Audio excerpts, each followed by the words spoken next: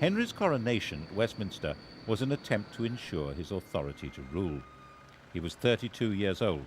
His father had won the country by force of arms, and his barons backed him for rich rewards. But why would anyone want a king now? Alongside his sanctification by the church, he issued a charter promising that he would not overtax the church or his tenants-in-chief, and that they must treat their tenants as he treated them. He claimed that the crown changed his nature. He was no longer an ordinary human being. As the anointed king, he held special, divinely granted powers. His touch was supposed to cure scrofula, swollen neck glands from tuberculosis. This magic power, which became known as touching for the king's evil, was practiced by English monarchs for the next 700 years as proof of their divine authority. He also quite smartly understood that it was a good idea to promote new people to positions of power. Those who were already great barons didn't need a king, but men on the make would support him. By the time Robert was able to mount a challenge to Henry, it stood no chance. He agreed to recognize Henry as King of England in exchange for a pension. Of course, it didn't last. Henry ended up invading Normandy in 1106 and imprisoning his brother for the rest of his life. This is his tomb in Gloucester Cathedral. The question of who was entitled to succeed to the crown was still, when you came down to it, a matter of brute force. But Henry's victory had a profound symbolic meaning, because it changed the status of the English crown. Under his father, England had been a property seized and owned by the Duke of Normandy. Now, Normandy was a property seized and owned by the King of England. Henry was a naturally cheery person. Just after his coronation, he married Edith, the daughter of an English woman and of the King of Scotland, and he encouraged the Normans he was promoting to marry English women. The great barons regarded this with contempt and referred to their king and queen as Godric and Godiva, a style statement which roughly translates as Sid and Gladys. As sturdy warriors, they also didn't appreciate the fact that he was literate in 3 languages. His other nickname, Henri Beauclerc, means Henry the Swat. But those great barons were having their power undercut as Henry recruited his government officers and judges from the church. He supervised his kingdom by moving his court from one centre to another. It was a great travelling performance, like a circus, with no permanent home.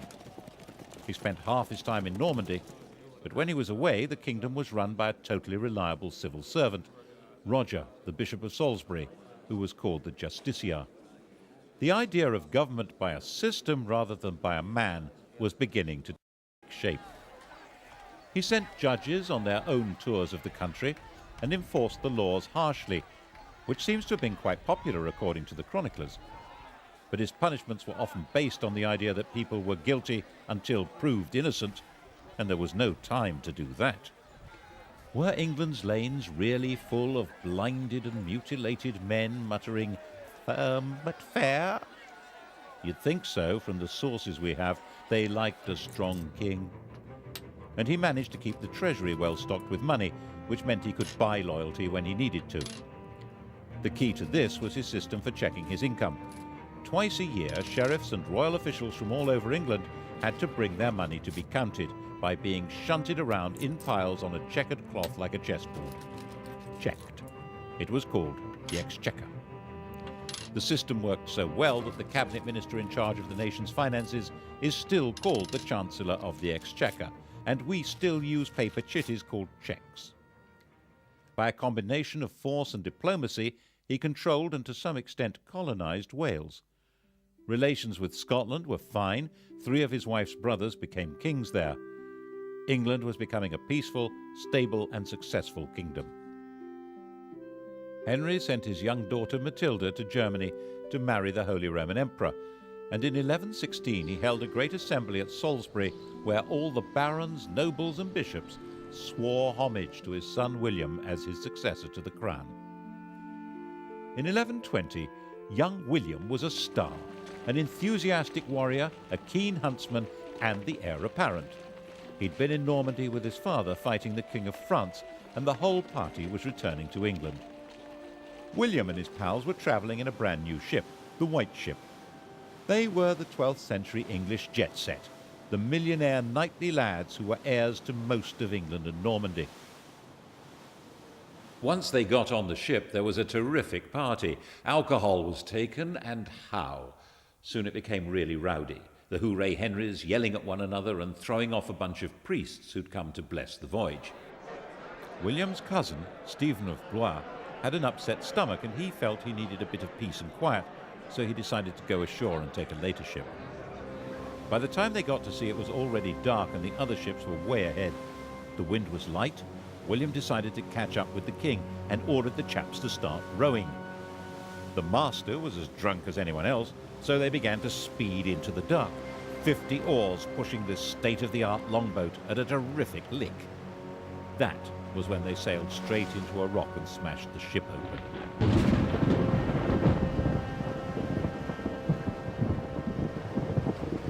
The rock off Barfleur was a well-known hazard to navigation.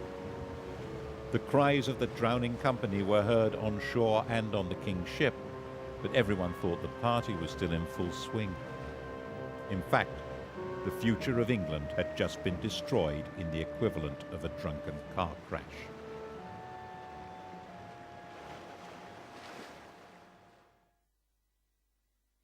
It's said that Henry never smiled again. You can see why. 6 years after the fatal crash, not knowing what else to do, Henry obliged the barons, nobles and bishops of England to swear fealty to his daughter Matilda as his successor, just as he'd had them swear to his son. But there was, of course, a huge difference. No woman had ever ruled in her own right in either England or Normandy. Her husband, the Emperor, was dead, but for strategic reasons he had Matilda marry the son of the Count of Anjou. This was not a family with a power base in England. Henry's sleep was filled with nightmares of peasants and barons complaining that he'd failed them all. And then Henry went and died of a surfeit of lampreys. How does that happen? A lamprey is a parasitic fish that looks as if it belongs in a bush tucker trial. Henry loved them. His doctor had put him on a diet that involved not eating lampreys, and he got a fever and died after ignoring the advice. And the doctor said, as doctors do, "I warned him." By the time Henry died in 1135, it was all falling apart. He was 67 years old, and he'd gone a long way towards defining the job of a King of England. But the fundamental problem, who was entitled to that job, had still